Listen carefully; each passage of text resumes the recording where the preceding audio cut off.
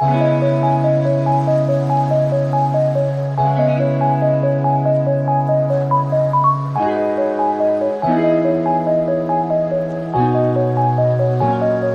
my dear students. I welcome you all for the history revision that is going on of chapter number 2, part 3rd.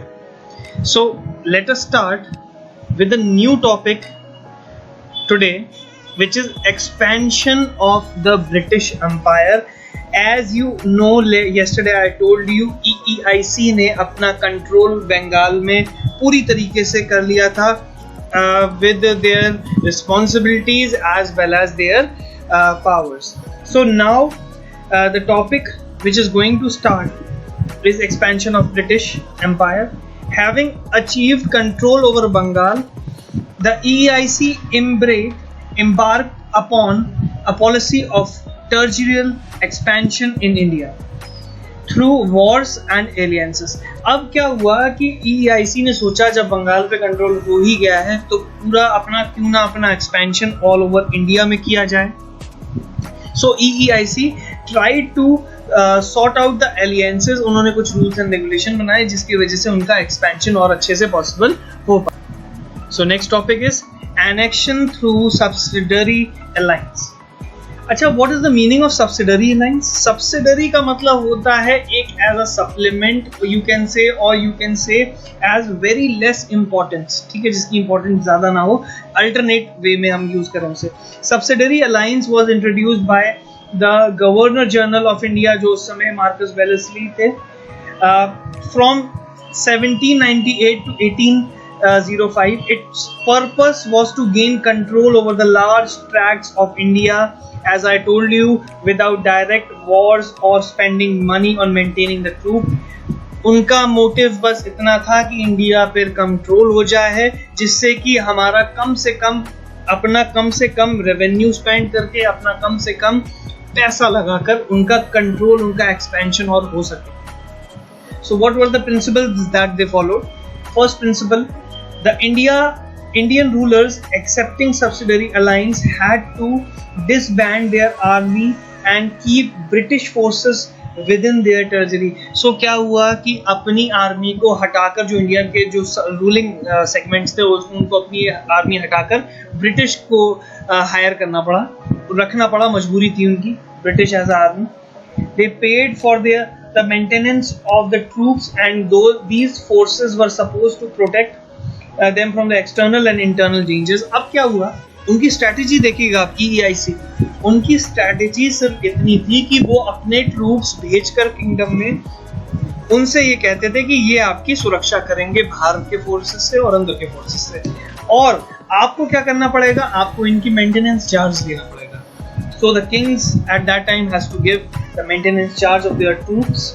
In case of Indian ruler failed to make payments, either the whole or part of their territory was ceded by the British as a penalty. So उनकी इतनी अच्छी policy की थी कि अगर आप उनकी troops के मैनेजमेंट नहीं कर पा रहे थे, सो आपको उस टेरिटरी को वो ब्रिटिश अपने अंडरटेकिंग में ले सकती थी. तो ये उनके पास एक राइट थी.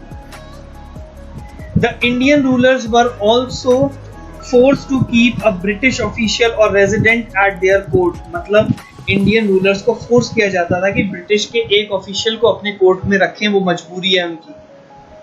They had to expel all non-English foreigners from their states. Besides, the rulers had to surrender control of foreign affairs to British and agree to the abide by the decision of the EEIC. तो कई सारे decisions अभी भी EEIC ही ले रही थी, चाहे वो किंगडम के अंदर किंग की रूलिंग हो, फिर भी EEIC अपना कंट्रोल रख रही थी वहां पे. Let me tell you about the advantages of the policies. The advantages that the British gained from subsidiary alliance were, on the pretext of protecting a state, the company could maintain a large standing army at the expense of Indian princes. अपनी army अच्छे से वो manage कर पा रहे थे with the rupees or with the revenue of Indian princes. देखिए कितनी चालाकी के साथ EEIC ने अपनी पॉलिसी खेली थी. it gave the company a chance to expand its territories further because the British and gathered influence of power. Okay, this was the advantage. And let's talk about the disadvantages also. Indian rulers were deprived of opportunities to join hands against the company. अब क्या हुआ कि इस policy से जो Indian Kings थे वो बिल्कुल भी खुश नहीं थे. उन्होंने एक दूसरे के साथ हाथ मिलाया और प्लानिंग प्लॉटिंग शुरू कर दी कि कैसे इस पॉलिसी को हमें तोड़ना है और कैसे हमें इस इंग्लिश ईस्ट इंडिया कंपनी को हराना. They lost their rights of decision making and had to face interferences of British residents in their everyday affairs. Indian rulers को बहुत ज़्यादा लॉस हुआ इससे. इंडियन स्टेट्स को बहुत ज़्यादा इससे लॉस हुआ था कि हर अफेयर में उनके जो सब्सिडरी अलायंस के जो लीडर्स हैं, you can say the British empire, उनकी इंटरफेरेंस रहती थी. Indian rulers lost their administrative as well as financial independence. कुछ भी नहीं रह गया उनके पास. इन शॉर्ट इंडियन रूलर्स के पास सब कुछ इनडायरेक्टली तो रूल कर रहे थे, डायरेक्टली तो रूल कर रहे थे Kings, but indirectly English east India was the prior here. Now the Nizam of Hyderabad in 1798 was the first to accept the subsidiary alliance. He gave the British the territory of Bellary and Kuduppa. The Nawab of Awadh accepted in 1801 and ceded Rohilkhand, Gorakhpur and the territories between Ganga and Yamuna. Peshwa Baji Rao II accepted the subsidiary alliances in 1802 and agreed to pay 26 lakh a year. So this was complete all about the expansion of British Empire. यहाँ से इनका expansion अच्छे से शुरू हो गया था and they just need to expand their military things here. So the next topic that we are going to start is expansion through direct military confrontation, right? So the expansion of powers of the company through direct military confrontation include a series of wars. There was many sort of wars, right? For expansion of the military confrontation, so EIC को कई सारे wars का सामना लेना पड़ा. So this was all about the military confrontation, right? Now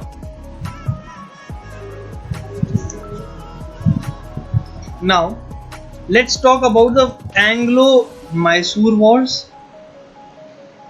Anglo-Maratha wars, Anglo-Sikh and Anglo-Afghan wars. तो हम लोग जो शुरुआत करने वाले हैं जो टॉपिक की वो है Mysore wars, right? So the company did not follow the system of subsidiary alliance with all Indian states. It resorted a direct war when its political and economic interests were threatened. तो company को direct Wars का सहारा लेना पड़ा जब उसकी जो needs थी वो पूरी फुलफिल नहीं हो पा रही थी. Company thought of starting a war जिससे कि वो अपनी सारी फुलफिल कर सके नीड और अपने जो है आगे चल के अपना सारा काम फॉलो कर सकते हो. सो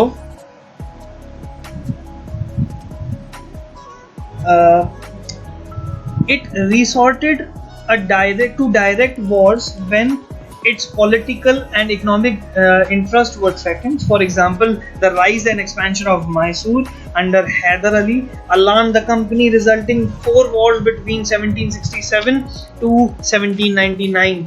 जब हैदर अली ग्रो कर रहा था, एक्सपैंड कर रहा था, तो कंपनी को ऐसा लगा it should now start the war और उसकी जो नीड्स है वो थ्रेटन हो रही थी and it thought of starting a war. So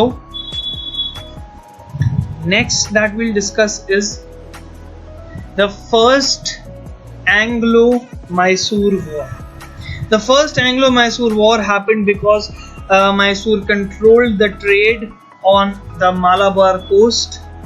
Since the spice trade was very lucrative, for the EEIC, they formed an alliance with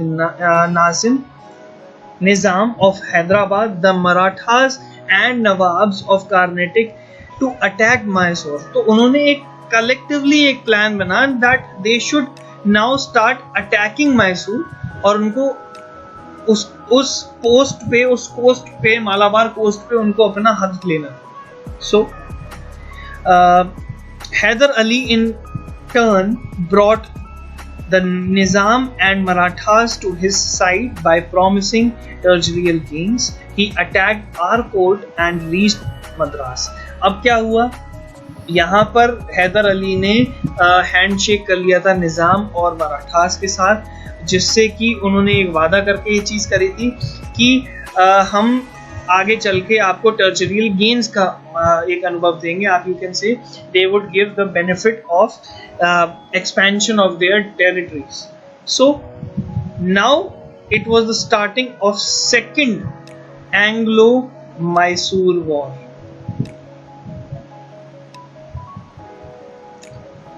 The British violated the Treaty of 1769 and did not help Hyder when the Marathas attacked Mysore.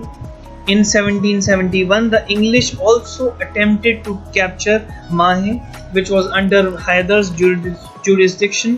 Hyder died during the war, but son Tipu continued it. So this was all about the Second Anglo-Mysore War. I'll give you a bit of information about this war, and I hope you got my point, what is all about the war. And we'll start the third Anglo-Mysore War tomorrow or day after tomorrow. So please keep on the point and start doing your work which is placed in the Google Classroom. Thank you so much for watching.